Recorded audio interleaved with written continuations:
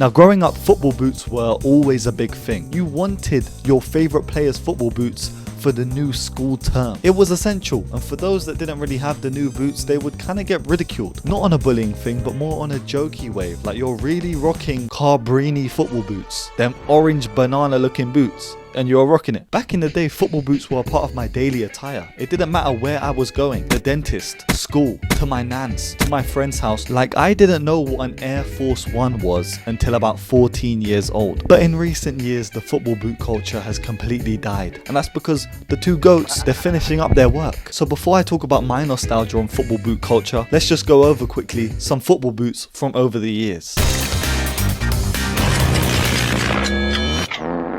Puma Kings, notoriously rocked by the man himself, Pele. Self-claimed as the greatest footballer of all time, he has apparently scored 4,000 goals, but only 22 are caught on camera. You know, I don't know if he's the greatest.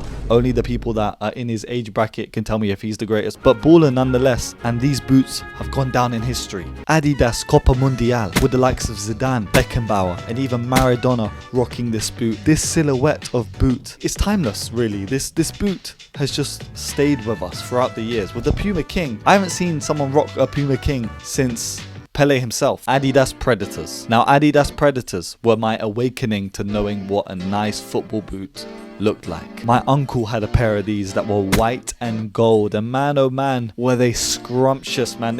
You could ping a pass in these. You know, I didn't have the privilege to wear them boots. Clearly I was like size 3 when he had these. Obviously I was a kid, but these looked amazing. Of course, David Beckham was famously known for rocking these boots, but a bunch of other players rocked them too. These have been around. The Predator. Now it's kind of an outdated name. Nobody really wants to rock a Predator named football boot. You know, what you got on? I got the Predators. Whoa, okay. I'm rocking Superflies. You're rocking Predators, yeah? Okay, cool. Nike Tiempos. A Tiempo is perfect, you know, for a controller of the play. And I remember back in the day when I switched positions, you know, obviously I used to play football.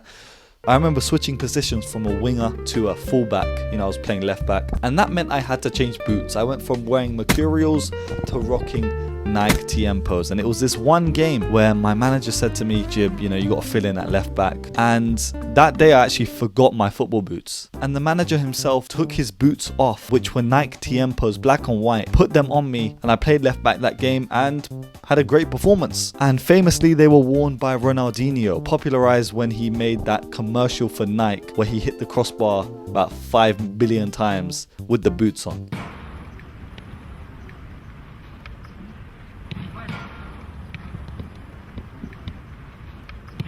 Adidas F50s, these were worn by the likes of Lionel Messi and Robin, left-footed masters, the ones that would cut in and bang it in. Technical ability was off the charts when you wore these boots. The Nike Mercurial, first popularized by R9 and then taken over by Cristiano. This line has been dominated by these two players. Obviously other players have worn Mercurials and had their own Mercurials now, but these are the two players that revolutionized this boot. Now I feel like over the years the culture and popularity of boots have just varied. From the highs of being in primary school to looking forward to every new release from Ronaldo and Messi, to the lows of what we have now. I can't name you a single football boot that has come out in the last maybe 5 years, and I swear. I remember in 2014, you know, football culture exploded when Magistas and Superflies were unveiled to the world. Who would have thought you can put a sock on a football boot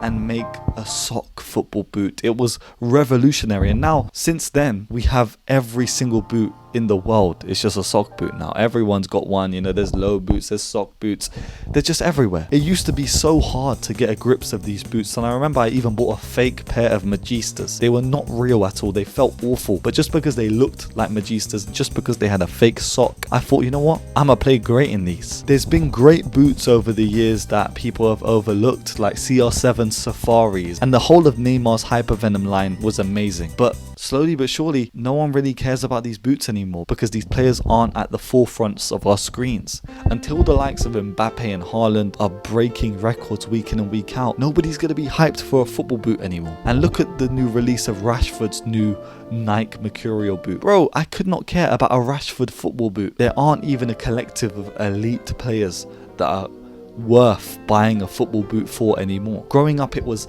you know, if you played in Adidas, you liked Messi more, and if you played in Nike, you liked either Ronaldo or Neymar more. It was simple. It would divide the playground at lunch and break, and it was hilarious. It was fun. All a game, all a gimmick, and all what growing up is about. And that's why it kind of saddens me that football boot culture is dead. Now, thank you for watching this video. Leave a like, comment, and subscribe if you enjoyed it. And of course, stay safe, stay blessed, and peace.